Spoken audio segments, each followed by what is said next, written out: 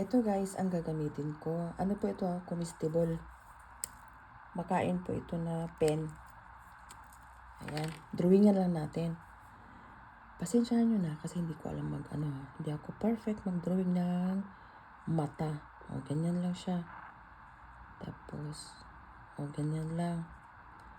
Tapos, lagyan daw natin ng ilong. Ano ba yung ilong ko eh? Tapos, ganyan. Paano na ito? Paano na ito? Ganyan lang guys, oh. Yung kalabasa natin na mandarin. Ganito na ba? Pwede na yan, di ba? Ganyan. Para may karoon tayo ng mandarin kalabasa. O, di ba? Halloween. Kasi malapit ng Halloween. O, di ba? Pwede na.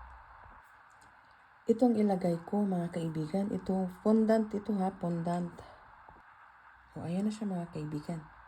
O, di ba maganda? Pwede ring raisin Ito, raisin. Yan, pwedeng raisin din Okay, thank you guys for watching.